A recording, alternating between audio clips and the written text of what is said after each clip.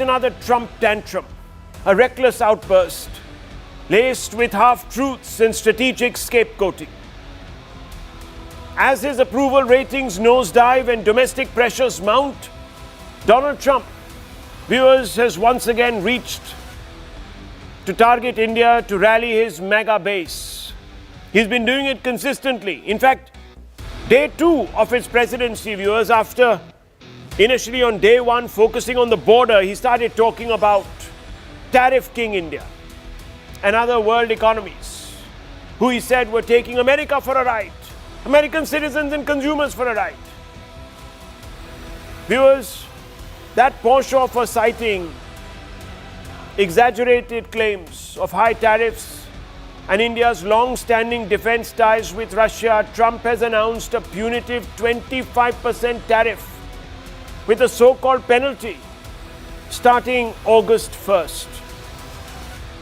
Viewers, Donald Trump has said this wants Russia to stop the killing in Ukraine. India will be paying a tariff of 25% plus a penalty for the above starting on August 1st. We have a massive trade deficit with India. August 1 deadline stands strong and will not be extended. A big day for America, unquote. Viewers, let's be clear. This isn't about fair trade or global peace. It's about political theater. And Trump is the maestro. India has stood firm in protecting its core economic sectors and sovereign decisions. In other words, Trump is triggered because his friend, his self-professed friend, Narendra Modi, hasn't surrendered. Viewers, Trump's domestic approval rating has hit a new low, forcing doubling down on his core agenda. An Ipsos poll puts it below 40%, viewers. It's the lowest ever for him. And one of the lowest at this point in a president's term in office. Modi's refusal to surrender economic sovereignty, rural livelihoods and strategic autonomy is one of the triggers. India's refuse to open up the agri sector, especially to subsidize US dairy and poultry and pork. India's refused to reverse its push for data localization, requiring companies to store Indian users' data locally. India has maintained price caps on medical devices, namely stents and knee implants. It's all on screen, viewers, for you. All the hard facts. This is what has triggered Trump. India has refused to relax its FDI norms in the e-commerce platforms. India has resisted pressure to end defense and energy ties with Russia. In fact, Trump has mentioned that as one of the reasons for the additional 10% penalty.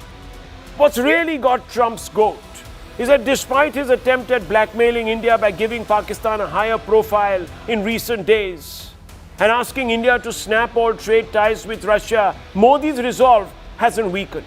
And that's the principal reason why Trump has hit India harder than some other Asian economies. Yes, viewers, Japan only 15%. Look at that screen. Indonesia 19%, Philippines 19%, Vietnam 20%, European Union 15%. Viewers, that is actually 35%, 25 plus the 10% penalty. And it makes us a little uncompetitive when exporting goods to America. Can a switch happen? Can these others outmode us? We were counting, viewers, on the 15% deal. That deal hasn't happened not because, viewers, India is being unreasonable. No, it's happened because Trump is being unreasonable. And Mr. Modi is going to have none of it. In fact, the government has issued a statement just a few moments back. And the government is sounding very, very resolute, viewers.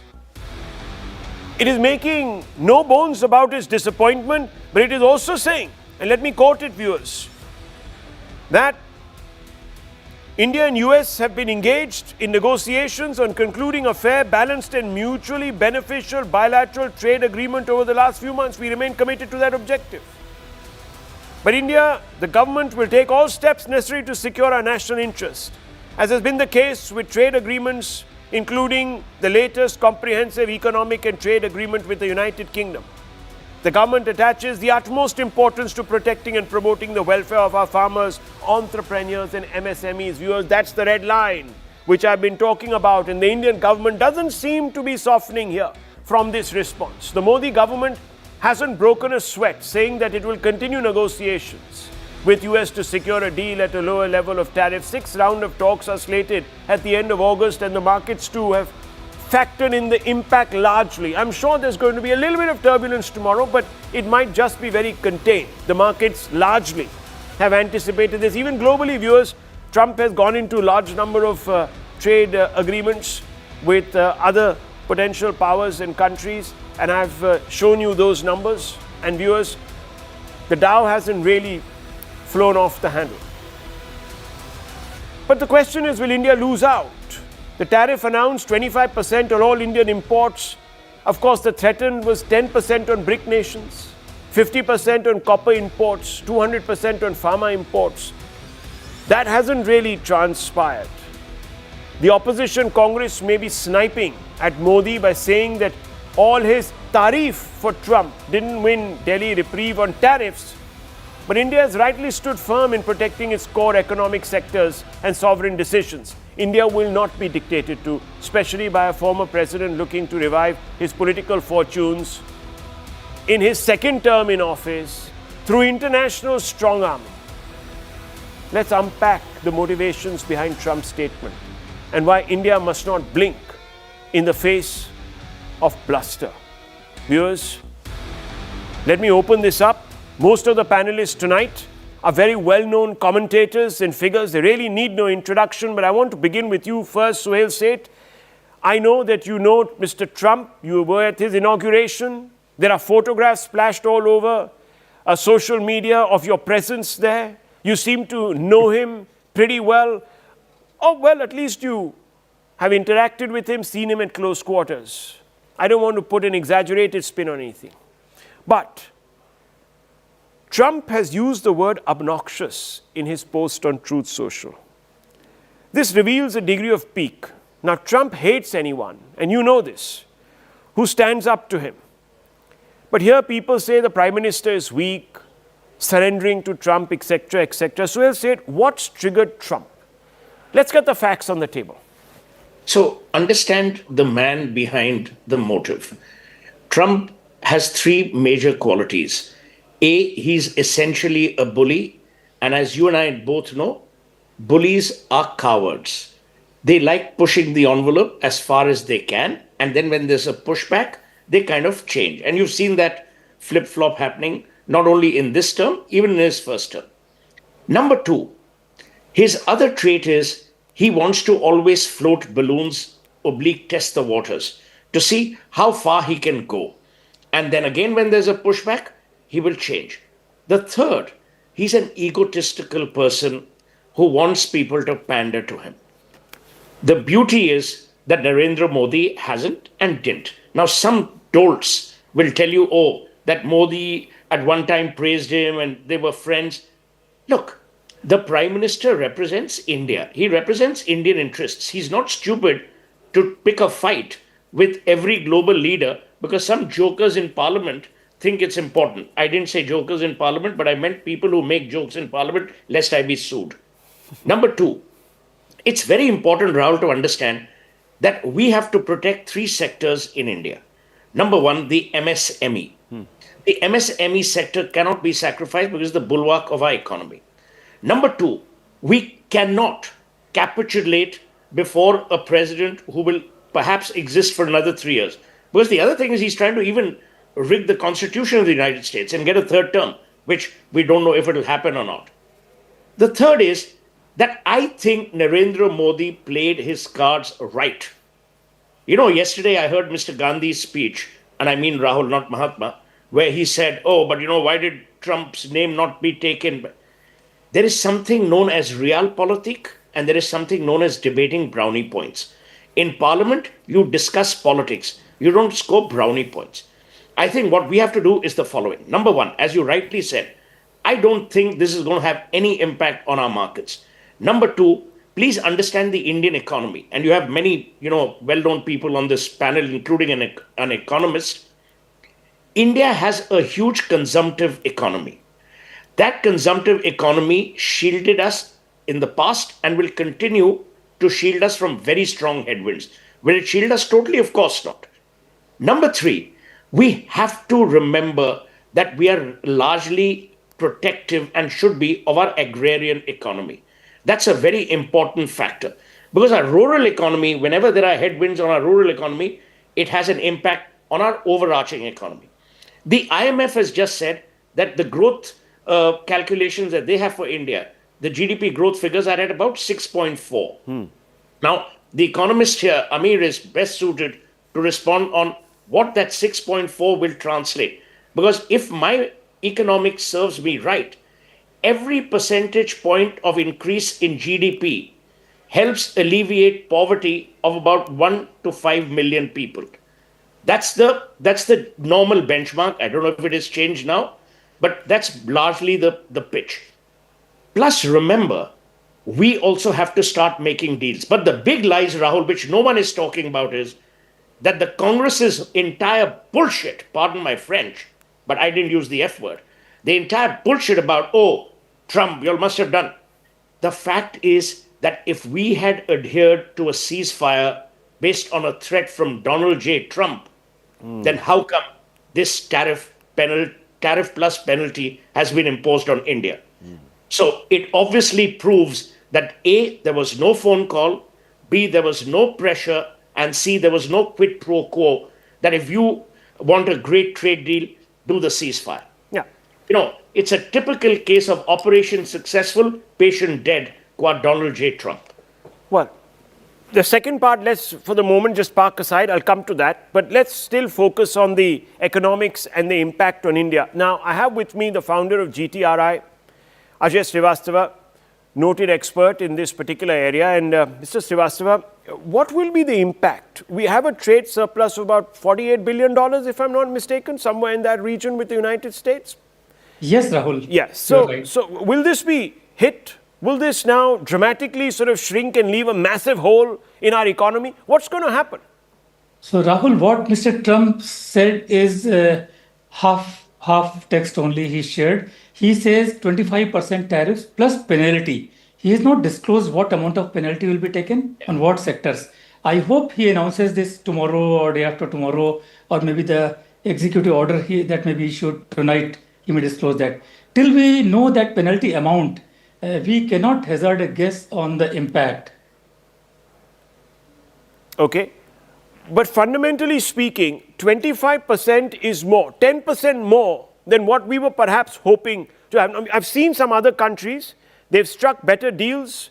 Obviously, their trade surplus, their equations were different, Mr. Srivastava. So let's look at the known. Let's look at the known and the impact of this known. What's it going to do? So Rahul, yes. So I was looking at the deal other countries have struck with India and whether are we in worse position than they? I don't find we're in the worst position. They got the deal, but the deal they sacrificed so much that they are going to repent and regret in the coming months. I'll share some details with you. For example, with Japan, Japan rice is a cultural thing. They never opened rice, but under the automobile lobby of Japan, they could open rice and other agriculture product. They agreed to invest $700 billion in US development, and they opened entire of their agriculture products and the manufactured goods. In return, what? US will be allowing them to export Japanese goods to US at 15% tariff. So US goods will enter Japan at zero tariffs, but Japanese goods will pay 15% tariff there. And in addition, Japan has to invest $700 billion. Wow. Europe, similar thing. Europe, 600. My friends in Europe are there. They have been telling that no, Europe will be negotiating the regular MFN tariffs, not these Trump tariffs. We are not going to have a deal. Deal will fall through. But somehow we are getting the picture that some lobbies again persuaded the bureaucrats. Europe is run by the bureaucrats, not by the politicians, unlike in our country. So they bargained, and the last moment they capitulated, and the deal again, similar to the Japanese deal, in fact worse. Europe has been buying half of its oil from Russia. They say no more buying from Russia. We'll be buying everything from US. They also committed to invest more than $750 billion in US. And Trump says if you don't invest this much amount, then there will be penalties.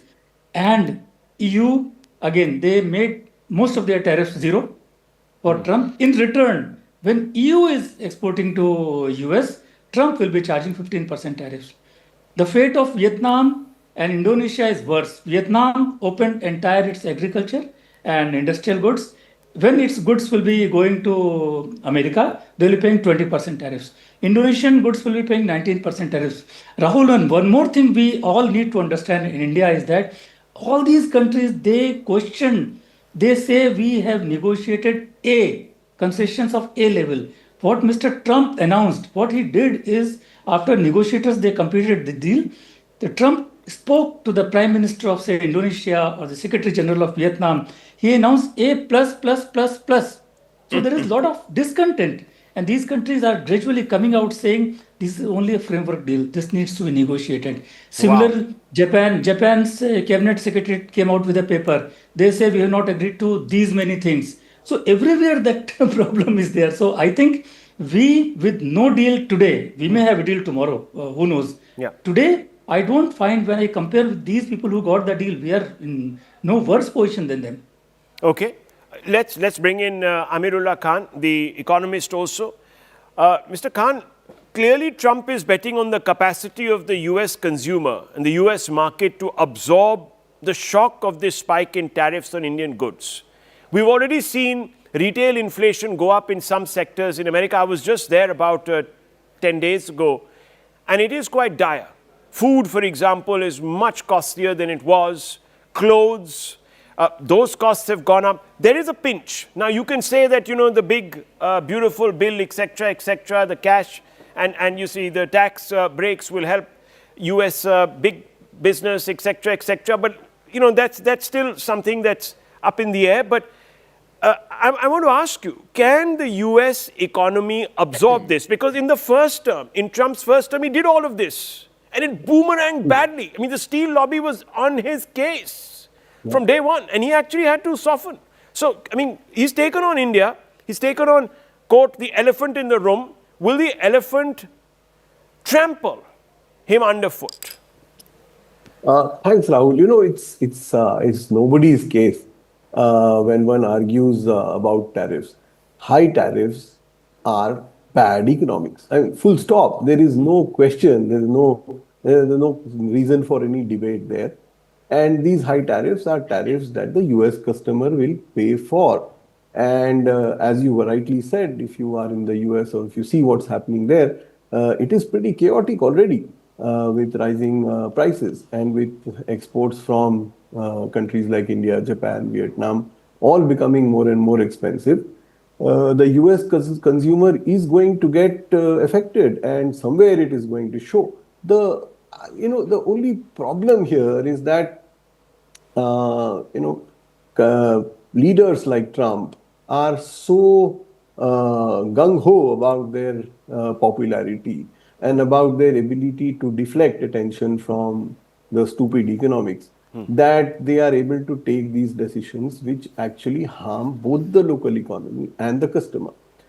As far as India is concerned, how much are we going to get affected by? Our exports are very little. I mean, we export, generally very little. To the US, even less. So, yeah, there is going to be a few exporters, individual exporters, a few firms who are certainly going to get impacted in their exports. So can you break this down for me, Amirullah Khan? Yeah. When you look at the exports, what is the pie? How much is it a percentage of our total exports to the United States? Who is going to get hit the most, if at all? Oh, yeah.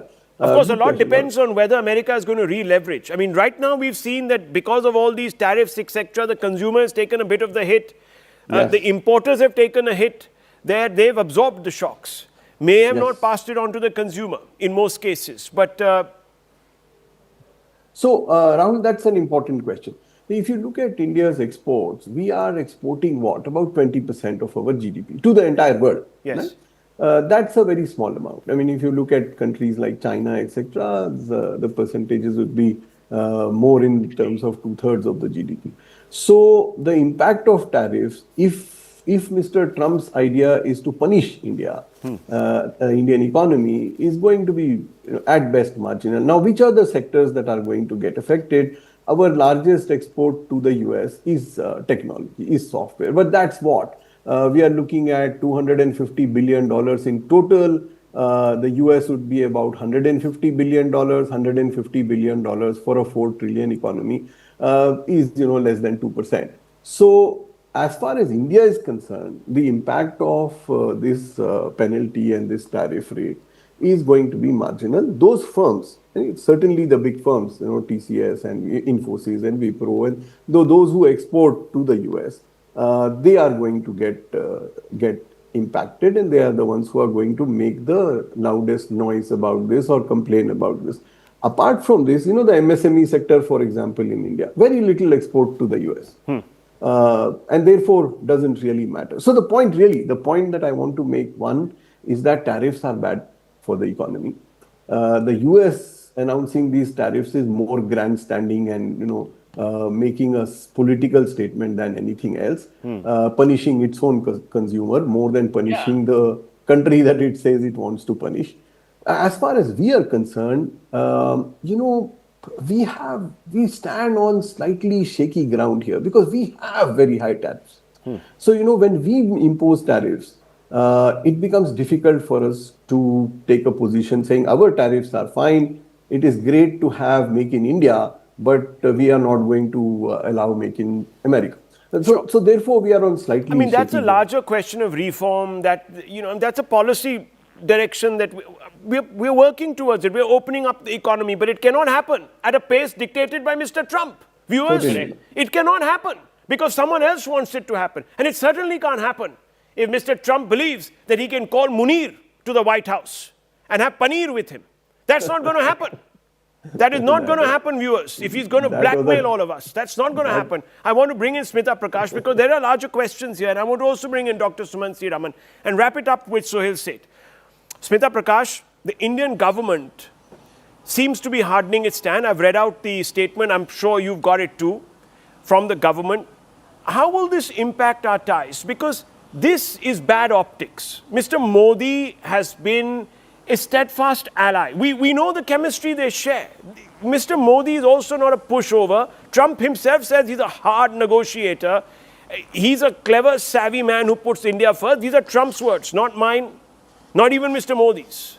So I want to ask you, this is not some, Zelensky character that he's dealing with. This is Prime Minister Modi, a man who knows his onions. He would have built in a lot of contingencies already because he knows the stance that he is taking and against exactly who he is taking. So how is this going to play out on the overall ties between the two countries? Yeah, look, Rahul, there is what has happened now after this post and after what he's decided, there is a trust deficit and there is going to be friction between India and US in the coming weeks. Now, how these two sides handle this friction, whether it is through dialogue or through escalation, that will determine the tone and the depth of the future of India-US engagement. Now, obviously, if tomorrow you see hordes of people going and burning KFC and McDonald's like it used to happen in the 90s, that would be terrible. That would really mean escalation. And considering if you look at how Trump behaves, those kind of pictures, if they run on American television, it will be terrible. Now, that's the worst case scenario that I'm painting. Now, tariff tensions, they could get... it could impact in many ways because if US thinks that India was in its corner as far as Asia Pacific is concerned, that is something that we could leverage. We could go through that route, but it doesn't make sense. Now, tariffs can also these kind of tariffs, if national sentiments rise in India and there's an anti-US rhetoric, how far will the government be impacted with that? Because a section of the the media, section of the Indian opposition, they will put pressure, and that could complicate the partnership even more. But here's an opportunity, right? The problem has always been that when India started this whole thing about Atmanirbhar, it was like, it wasn't a slogan, it was waving a red flag in front of countries who want to use India for their dumping ground. Now, we are now in a position with the US where we can turn around and use this adversity as a challenge. We can bring in that big bag reforms that we need to end tax terrorism, bring about change in our judiciary, do what we needed. We can use this as a nudge, like we did when the Pokhran thing happened with us, when there was the nuclear apartheid against us, when big tech was not given to us. We can use this as an opportunity for a whole host of things, if we have the gumption to do that. Okay, Dr. Raman, Suhail Seth, and he's an astute observer of politics, he ended by saying that this really takes the bottom out of this Congress campaign. Surrender Narendra. Clear case of Modi putting India first. Trump is triggered. We are seeing the obvious effects of that. How do you respond? Rahul, having started with Abki Bar Trump Sarkar to where we are today, it's been quite a steep fall.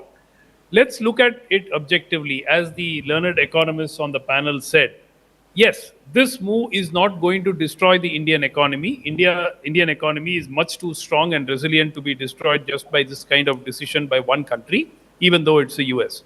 But this is coming on the back of a lot of bad news already on the economy front. We are having software, particularly the issue of software companies.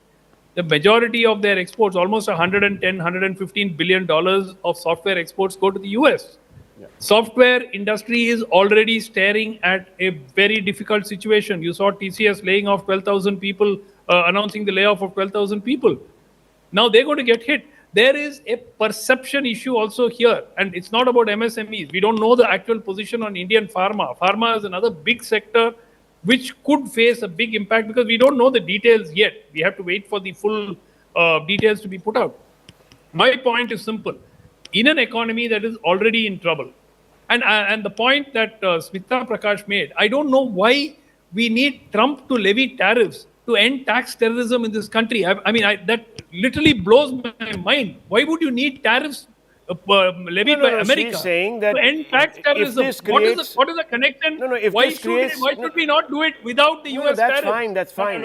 She's being Why rhetorical. have we not done it in 11 years? Suhail Seth, can you please explain to him?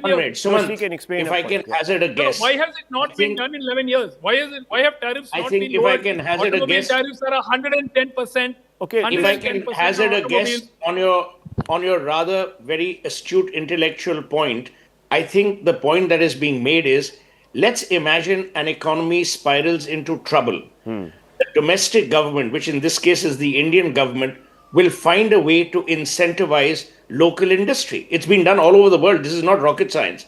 If that happens, one of the elements that will be rationalized will be taxation, again, which happens. So I don't see why you are getting into a fit over tax terrorism. The issue is, will domestic industry be incentivized by the government? I think it's a cul-de-sac. They have to incentivize it, because otherwise you will kill domestic consumption and domestic industry. That's point number one.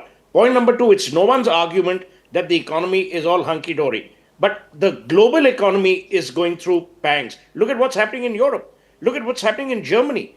So we have to recognize that, as the economist very rightly said, we are still not buffeted by those strong headwinds because of a huge consumptive economy and a very low volume of export. So that's where our cushion lies. But as you know, Sumant, no one knows what the future is going to be. Hopefully, we'll still be around and still on television. No, I'm sure. I hope there'll be better things to do than just being on television. But the fact of the matter is, viewers, and this is something that is fundamental tonight. Viewers had, and I want to bring back Ajay Srivastava because he knows the minutiae, he knows the numbers, you see. Now, what is Trump's expectation from Modi? Where does he want the concession that is going to make him go back to his base and say, look, I got you a big and beautiful deal with India. What's going to slake that immediate ambition that Trump harbors? Rahul, he defined four of his expectations, which have not been met, and that's why he's not happy. First, he says no tariffs, which means you cut tariffs on agriculture products also. 95% of US exports to India are industrial goods, and we are prepared to cut tariffs on all of those. So, trade deficit problem can be sorted out by India. India's offer will include that. So you're saying, correct me if I'm wrong, that on 95% of the imports, which are actually industrial goods, we're saying it's okay. We won't tariff. We won't put any tariffs. But leave the 5% or 3%, which is agricultural goods, out of it. And that's the problem, is it? Trump is really being unrealistic, isn't he? Not only this. Rahul, shall I continue? Yes, please. Second, he says non-tariff barriers. What does he mean by non-tariff barriers?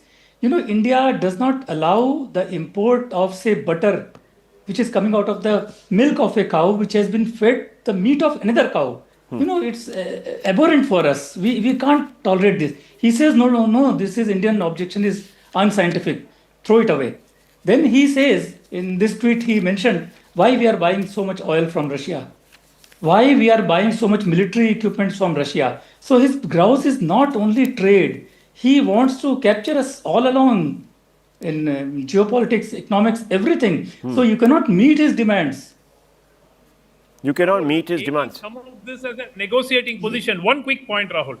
The pressure is on the Indian government because multiple other governments have already signed the trade deals, right or wrong. Yeah, but Mr. Srivastava has told you that those are going to hurt those economies. You want us... Listen, we are Indian first. Stupid. Look, we are Indians first. That is something which no, only just because others have signed, we should sign. I mean, that is a ridiculous argument. Suman's point is that we must submit ourselves. Japan has signed, Indonesia has but signed. But sir, the terms matter UK more than the action. No, I agree. But then what is the problem? Rahul, yeah. No, 1 minute. If we were to go by, all these countries are signing, are surrendering, and we are the only ones holding out. I think isn't that good? I mean, why are we holding out? Because, sir, the Indian farmer is more important than some Dallas, Texan, Kansas farmer. Come on. If the economy is going to take wow, the man. hit, then questions will be asked. What sort of absurd logic is this? No. I'll tell you what his logic is. It is not absurd logic. His logic is that India must surrender itself to stupidity. Every other country is signing deals to hurt themselves makes no sense. What do you mean makes no sense? He's given you the numbers. Sir, do you know what happened with do you know what happened with the Chinese sponsored RCEP? Do you know what has happened to those economies? Go and find out what's happened to Thailand and company. We kept out of RCEP and people like you were saying, oh, this is the beginning of insularity and India is looking inwards and this is, the explosion. This is actually the Congress perspective. This is the Congress perspective. The Congress perspective is be a rat and follow a Pied Piper. Oh my God. Be a rat and follow a Pied Piper. I mean, I cannot believe, Dr. Raman, that you are saying sign a deal because someone else has signed the deal. I mean, ridiculous. Okay, so just 1 second. Okay, let's see. We are the smartest. We are the only ones who think about the benefit to our country. All other countries want ruinous deals which will destroy their economies, and that's why they go and sign up. Oh, good luck to you. Good luck to you. That's the approach. So basically, Sumant C. Raman wants us to express our intelligence by either agreeing to a bad deal or express our stupidity by not agreeing to this deal. There are only two alternatives. All these countries have negotiated. All these countries he believes we cannot be as stupid as the others. And we must I'll tell you what the problem is. The problem is that surrender Narendra. No, 1 second. This surrender Narendra narrative is collapsing. That's the problem. And this opposition now doesn't know what to say. So they say, "Kar lo ji deal, do the deal at any cost." They are saying, "Agar औरों ने किए, आप क्यों नहीं करते?" आप क्यों नहीं करते? And if you do it, they will say you've again surrendered. There is no. Okay, anyhow. I'm telling you. Okay, let's pipe down. Partial pregnancy. All the others are stupid. That's the argument. Okay, all other countries. Sir, it can be Okay, possible. Why are you doubting us? We're the only large growing economy, isn't it? The leading growing economy, in the world. The fastest growing. I'd much rather be stupid than be suicidal. Yeah, well. Let's understand where the economy is headed. I may be stupid in the eyes of Sumant C. Raman and 20 other economists, not including our friend here. But we also have to understand that the government of India and its Prime Minister has to worry about India. He doesn't have to worry about an opinion that will be written on some silly op-ed Yeah. in some newspaper which no one will read. Well, the New York Times has already put out some sort of a very extremely tenuous, sententious commentary, actually. Viewers, look, let's just move on, because there is another important story that we really must get our heads around. And this has brewed in Parliament all of yesterday and has spilled over to today. Viewers, when foreign policy becomes a theatrical prop, who really benefits and who pays the price? Fundamental question. I wrote a piece today, viewers, which you can read. I've put it out on Twitter. Please go through it. It's an elaboration on the point I'm going to make. Congress leader Rahul Gandhi has yet again mounted the moral high horse, but this time with a megaphone aimed at India's Prime Minister speaking in the Lok Sabha. He threw down the gauntlet. And he has said, viewers, and let me quote him before I play out his soundbite. He has said, in no uncertain terms, that if Modi ji has even 50% of the courage that Indira Gandhi had, then clearly he must say in Parliament, Donald Trump is lying. Trump, you're a liar. You did not make a ceasefire, unquote. Listen in, viewers. If he has the courage of a Indira Gandhi, let him say here, let him say here that Donald Trump, you're a liar. That you did not make a ceasefire and that we did not lose any planes. Let him say it here. If he has the courage. 50% भी है इंदिरा गांधी का, तो यहाँ बोल दे. Viewers, that dare or taunt or that urging of the Prime Minister capricens a shrill campaign launched by the Congress aimed at providing Modi some sort of gateway to redemption in the public sphere, as if he needed one. For the past few weeks, the principal opposition party has sought to establish that Modi surrendered India's strategic autonomy, that he did so by agreeing to a Donald Trump dictated ceasefire just as India's armed forces had gained the upper hand over Pakistan's military during Operation Sindoor. Nevertheless, to call upon Prime Minister Modi to publicly label the head of a partner nation, a key strategic ally, many are saying is shallow, inflammatory and counterproductive. Sources in the BJP claims that Rahul is acting like an adolescent.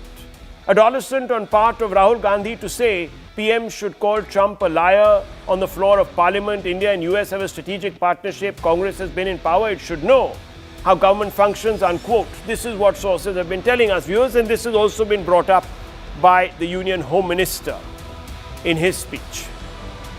The Congress party should recognize that performative diplomacy is at best a tone-deaf spectacle and at worst a ham-fisted ploy deployed by image-obsessed egomaniacs. History offers no shortage of such self-defeating pageants of brinkmanship.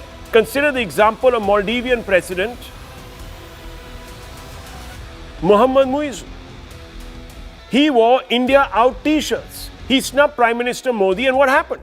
Tourism crashed, aid was frozen, his economy tanked. 2 years later, he's rolling out the red carpet for the leader of the country he chided. Rahul Gandhi invokes Indira Gandhi. But let's go back to 1971. US President Nixon privately called Indira Gandhi a witch. And another epithet that rhymed with the word, and I'm not going to use it because it is absolutely, viewers, vicious and filthy. How did that play out, viewers, that insult to Indira Gandhi? The resulting diplomatic chill pushed New Delhi into closer alignment with Moscow, altering the regional balance of power for decades. And it didn't help America. But Rahul Gandhi isn't willing to heed the lessons of history. He repeated his provocative taunt once again, viewers, today. Listen in. नहीं, क्योंकि सच्चाई है ना, अगर PM ने बोल दिया तो फिर वो खुल के बोलेगा और वो पूरी सच्चाई रख देगा, तो इसलिए नहीं बोल पा रहे. Because apart from, of course, the syntax and the way, this construction of that sentence with just about no attention to any respectful discourse. Apart from that, the comment by Rahul Gandhi prompts the question, is Rahul Gandhi standing up for the truth, or is he pitching a petulant tantrum in a Nehru jacket? Let's ask this question. We have with us Deepak Vora, former diplomat, Shazia Ilmi of the Bharatiya Janata Party. We have with us Suhail Seth. We have a columnist, Sajid K. Subariwala, who is the leader of the Sena UBT.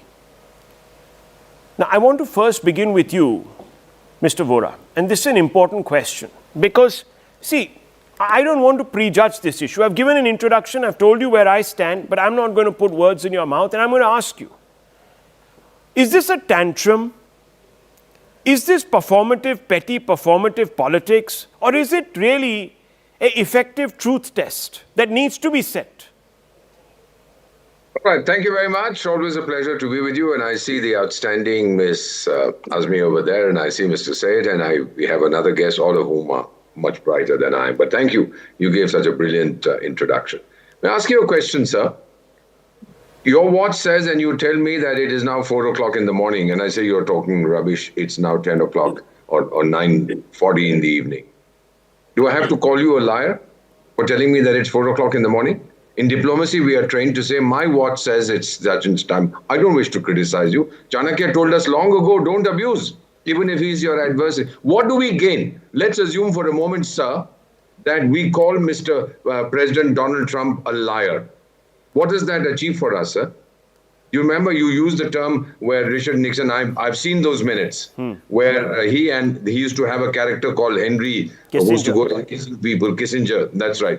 And they used a terrible word for Srimati Indira Gandhi. Did we respond? Did we say Henry the K is whatever? We did not, sir. That is the maturity of India's diplomacy. We are Chanakya's children. We don't deal with it. Secondly, if Donald Trump has been saying, I negotiated the peace deal, all right, if you live in your fantasy, go ahead. How does that hurt me, sir? Does it hurt me in any way, whether he negotiated or the moon negotiated or the king of Papua New Guinea negotiated? How does it matter? The important thing is we have maintained our dignity and self-respect. And I believe that is something, I heard the language again. वो क्यों नहीं बोलता? फिर वो ये बोलेगा, वो सब कुछ खोल देगा. वो कौन है, sir? कम से कम राष्ट्रपति ट्रम्प तो बोलो. I'm sorry, sir, but this is not how we are trained. I've been 52 years in diplomacy. And whatever the language we use, it's very measured. Somebody has just sent me a tweet, sir. May I read it out to you? Yeah, please. Everybody watches your program. He says, referring to our neighbor, has been selling... Sorry, sir, forgive me. This is not intended to be an attack on any politician. Says, our neighbor has been selling donkeys to China. Well, we can give a few free to them. Now, this is not meant to be an attack on any individual. I think he was talking about some reports that came. But it makes a point that what is it that we are trying to achieve? The message, and you've seen the government's response, sir? You haven't read it out. We have said that we have been negotiating a fair, balanced, mutually beneficial trade agreement. We attach the utmost importance to protecting and promoting the welfare of our farmers. This is regarding the tariffs, our entrepreneurs, our MSMEs. So the point we are making is that we are protecting our interests as we've always done. You may be the big fellow. I may not be militarily as strong as you, although if we had a direct confrontation, I dare say, a fantasy that we'll beat the SH-1T out of you. But nevertheless, the point here is that I'm doing what I have to for my country. You do what you think is best for you. We'll find a common ground. And we will. These kind of statements don't help at all. A hardening of attitudes is the last thing we want in diplomacy. So you think it was mature of the Prime Minister that he put India first and not his own ego and not his own pride by saying, I'm not going to fall for the bait that Rahul Gandhi is hanging out in front of my face, basically? Absolutely, sir. He is a very mature politician. He is a great leader. No wonder that he is universally acknowledged as the most popular leader in the world today, sir. It's been going on for 3 years. If that happens, give some sense to the people who vote for this. The man is outstanding in every which way. And whatever you think of Donald Trump, he's trying to please his domestic constituency. Mr. Modi, sir, is trying to respond internationally. We've even said that we negotiated this deal with the UK. We protected India's interests. Yeah. So therefore, the important thing, then he says, you might recall what President Trump once said, that I managed to prevent a nuclear war. A few days later, the Prime Minister of Afghanistan, we've forgotten that. He said there was never any question of a nuclear war. That's true. What is coming out? I don't know. I'm terribly confused. So he's unreliable. So he's President okay. So you don't really have to rub it in. You don't have to stand there and grandstand, There you etc., are. etc. Okay, you do your quiet diplomacy. That's what The you're most saying. Okay, effective. let me bring in Suhail Seth. Let's get a sense really of what the panel thinks. Suhail Seth, a important test of truth that Rahul Gandhi is sort of hit on, saying come out and say, Trump, you're a liar? Or is this complete performative, petulant politics that doesn't belong in the theater of nations that take A, themselves seriously, and B, have today become high players on the global stage, and most importantly, whatever they do and they say impacts thousands and millions of lives all across, not just in India, but all across the globe.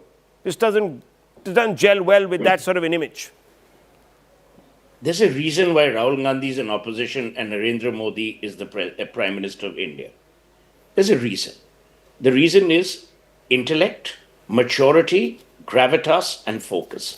These four things. And these are four abiding principles of any great leader. Number two, you don't have to fight with a pig all the time. Because the pig gets dirty, the pig enjoys it, and you get all messed up. He doesn't have to respond to every question or comment of Rahul Gandhi's. But I want to come back to what you touched upon, and I said that on a television channel last evening. I'm finding from session to session, Rahul Gandhi's discourse becoming even more, and you use the word petulant, I would say discourteous is the word. It lacks brevity, it lacks gravitas, and it lacks etiquette. There's a certain decency with which you conduct yourself in Parliament, even more so when you're the leader of the opposition. People are looking at you. If they wanted a street urchin kind of attitude, they would have looked at it the other way. Look at our politicians across the spectrum. Whether it is this gentleman is representing Uddhav's party, whether it's Uddhav Thackeray, whether it is Sharad Pawar, they may have personal differences, political differences, but there'll be a certain tonality with which they will speak. That, I'm sad to say, is lacking today. The Prime Minister has a country to lead and has a country to worry about. He's not to worry about debating points being scored in Parliament. That's the nutshell. That's what the nub of the issue is. So let me open this up and bring in the Sena UBT leader here. And let me ask you a question, sir, Mr. Supariwala. It's a straightforward question. Yeah. Rahul Gandhi invoked his grandmother, Indira Gandhi, not once but several times in that debate. You must have heard. Now, she never responded to Nixon. And you know what Nixon has said. I don't need to say it, please. It's a terrible abuse. Very sexist, misogynistic abuse that was directed towards her. She never got into a verbal splat. She could have easily done that, but she didn't. She didn't. She never did. She retained poise, dignity. Is Rahul Gandhi dishonoring her legacy by reducing diplomacy to this drama? आप इसको बुलाओ, झूठा बुलाओ, ये करो, वो करो. Sir, ये तो, doesn't gel with a country that has the pretensions of leading the world. We're not Pakistan. Rahul, thanks for making me and let me come in. The thing is, see, this is my own personal opinion also, as well as or whatever all the other parties are saying, or whatever other panel are saying. Keeping that aside, I will call a spade a spade. As you know, Rahul, I am a follower of Balasaheb Thackeray. We are Shiv Sainiks and we follow the principle of Balasaheb Thackeray, Balasaheb Thackeray. Whatever Rahul has said is in democracy. We are in a democracy. Opposition has every right to question. Indira Gandhi was not called an iron lady just like that only. She was a woman of action. Politics has changed tremendously since last 15, 16, 18, 20 years. There has been a lot of instances where he has been also called Pappu by the BJP. So you cannot say why he's speaking to Modi like that. See, Modi ji is a prime minister, but I'm not here to just glorify my prime minister. If he's done something which is not, we are not satisfied, we have every right to question because we are in democracy. No, I'm not We have every denying your right to question. No, 1 minute. Let me complete, Rahul. When you are making me speak, let me complete. What I was trying to tell you here is we are not here to glorify the PM. If the PM has, it's a human being. After the PM also is a human being. There can be human errors. There has been instances where Pakistan had been warned by Indian ambassadors that we are going to whatever this is happening. What was the point and reason?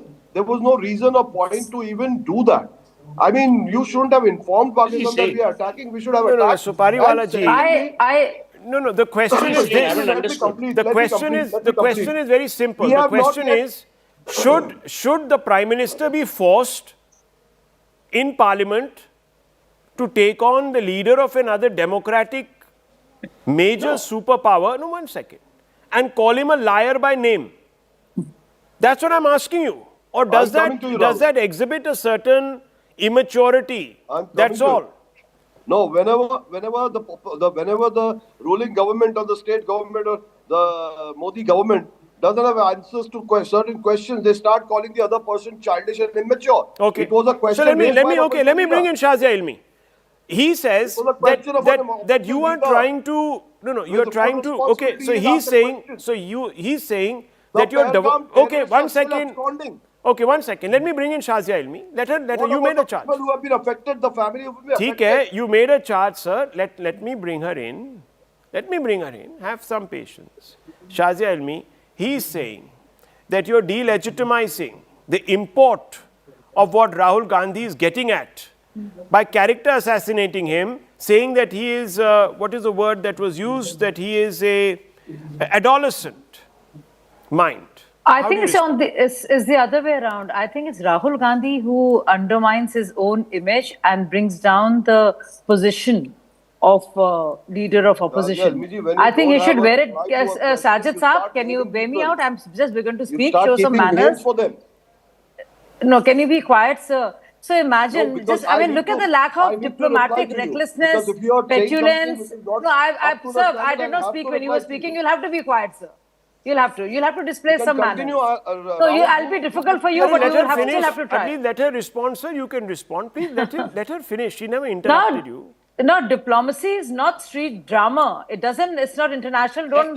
Relations don't work on this, Twitter tantrums, and street theatrics. This is very immature. And Rahul Gandhi cuts a very sorry figure. It doesn't happen that way. I mean, would he ask this question? Would we ask this question, Biden, Nehru call Mao Zedong a liar or a crook or somebody who stabbed him? Nobody talks like that. There's a way you speak and conduct yourself. There is a language and there's a structure and tonality and gravitas that comes with it. It shows complete lack of no seasoned politician or diplomat or anybody in public life will talk like that. It is too petulant. It is too idiotic. It makes you feel sorry for Rahul Gandhi. In fact, so I think there's diplomatic recklessness. And you don't talk about any precedent of any sovereign nation or otherwise in these terms. It's just the language you choose. You conduct yourself a certain way and you're leader of opposition. So I feel very disheartened. Well, let me tell you, when Trump call Trump a liar. Okay, when Trump has called, hang on, viewers, you see, let me just put this in a different context. You see, there was... but we don't have to emulate Trump now, Let me bring it. Yes, exactly. So let me just... One second. Let me... Viewers, one of the greatest objections to Mr. Trump is the loose manner in which he addresses other international leaders. You know what he said about Trudeau? Whether they deserve it or not, he doesn't believe in propriety. You know what he says about Zelensky? He picked on him because he didn't have a suit on. There were many other things that he said to trivialize. He's a bully. Now, we don't want our Prime Minister to behave in a gauche way. In a gauche way. We need to be proud of our Prime Minister. He needs to have a certain... it's beyond gauche. Okay. So 1 second. Let me just bring this in. You see, and I have to ask you, Sohail Seth, because there was a time when the Chief Minister of a particular state called Telangana, KCR, got up and called Rahul Gandhi something, if you remember. And the Congress had a meltdown. had a complete meltdown. They said, how can he say this? How can he say this? So if the Congress expects that their leaders should be addressed in a particular way, why does it want other leaders to be dragged through the mud? So he'll say, that's the question, isn't it? It's very simple. Today, the Congress does not have real issues. And I totally disagree with Sajid Supariwala about democracy. Democracy doesn't give you the right to behave badly. Much like it doesn't give the right to your people in Bombay to beat up people because they don't know the language. You want to behave like hooligans? Behave on streets or in parliament. That is why the problem with the Supariwalas of the world is, and Uddhav Thackeray is different. You saw what the Raj Thackre's people did. Went and beat up an 80-year-old man. Is that the politics we want in this country? I'm sorry, we don't. I'm sorry. Please don't give excuses for bad, terrible behavior and bad Sanskrit. was very much as I'm per sorry. the opposition Please should do behave. not, Everybody do has a not right. It's a talk democracy. this kind of language. There is a Everybody certain has a right decorum to ask. that is needed in parliament. You have to There's a reply to reason the why you are question. not in Don't have a parliament reply yet. to the question. Okay, everyone, he says, everyone. Now, hang on. This is very important. Viewers, framed in an abusive manner. okay, so you know what? He says everyone has a right to ask. Viewers, Absolutely. sometimes the question matters more than the answer. Sometimes the tone of the question matters the most.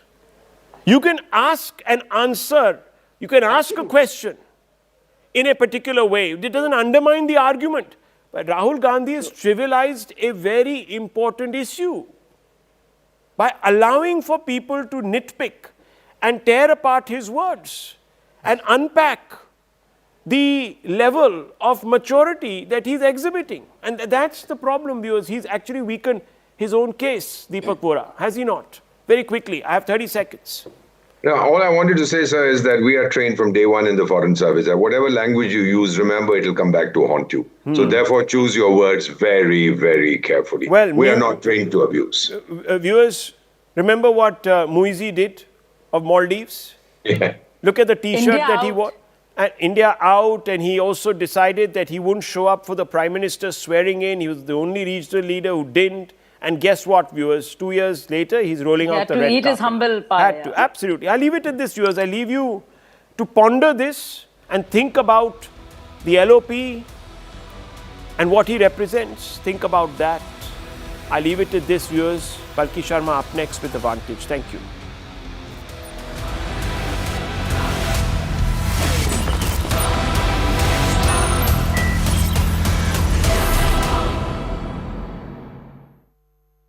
Presented by South, I'm Harish Upadhyay. Time to look at all the major stories emerging from South India, and we begin with Karnataka. The Gujarat anti-terror squad has achieved a major breakthrough by busting Al-Qaeda terror module, this with the arrest of an individual from Bengaluru. In fact, the mastermind identified as Shama Parveen has been arrested from Hebal area in Bengaluru by the Gujarat ATS. Earlier, 4 other terrorists linked to this module had already been arrested. 2 from Gujarat, 1 from Noida, and another 1 from Delhi have been arrested so far. Shama Parveen has been arrested by the Gujarat ATS from Hebal area in Bengaluru, and she's been produced before a local court in the city. And the Gujarat police, or Gujarat ATS in fact, has managed to obtain a body warrant to take her to Gujarat.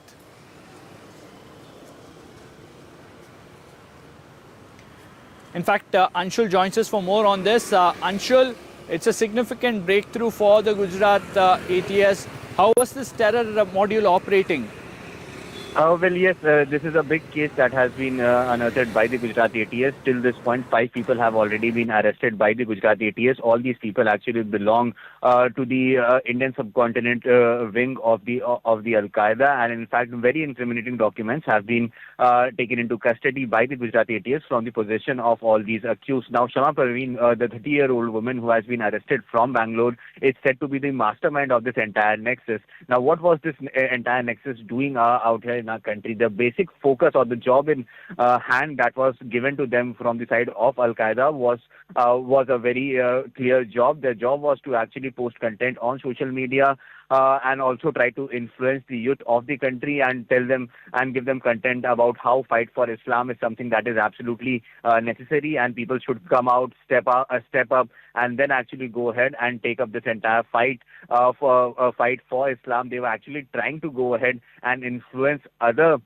people of the country so that they could fight against India itself. So this was a very, very scary nexus that was already operating in our country. But credits to the Gujarat ATS, as they have been successfully been able to actually go ahead and unearth this entire massive and dreadful nexus that was going on in our country. 5 people have been taken into custody till now. Shama Parveen is said to be the kingpin or the point person who was controlling other people across India. Now, since Shama Parveen has been taken into custody by the Gujarat ATS, she is being brought back to Gujarat, where further interrogation would take place, and it is going to be very, very interesting to see as to how many people were actually deployed on the ground to go ahead and carry out this entire operation of illegally converting people, and then also motivating them to go ahead and pick up arms and fight for Islam and eventually fight against the government of the country. So the task was very clear. It was happening for the past many years, is what Gujarat ATS is telling us. But at this point in time, since the custody will be taken by Gujarat ATS, it is going to be very, very interesting to see as to how many people were actually employed in this entire nexus, were a part of this entire nexus, and how much damage have they already done to our country. Worrying that this is yet another module that operated on the lines of the earlier modules. One is to speak to social media. Take to social media, radicalize youngsters, use encrypted instant messaging apps to communicate between themselves, and go ahead.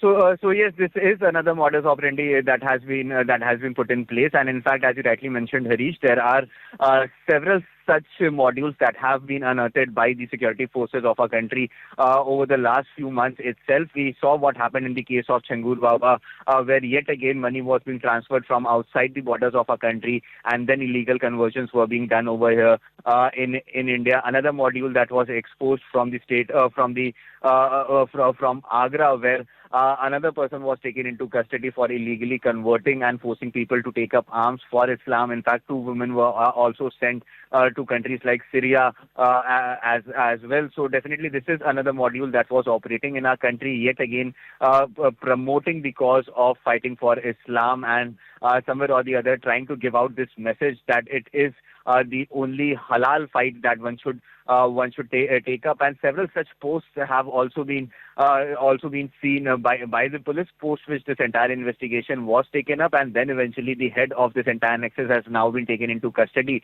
by the Gujarat police. It remains to be.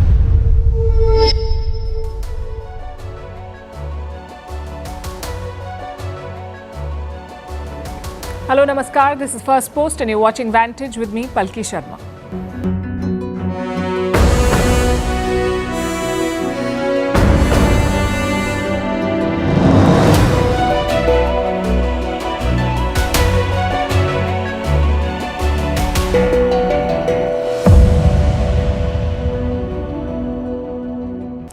A powerful earthquake has hit Russia's Far East. It measured 8.8 on the Richter scale. This was the 6th strongest quake ever.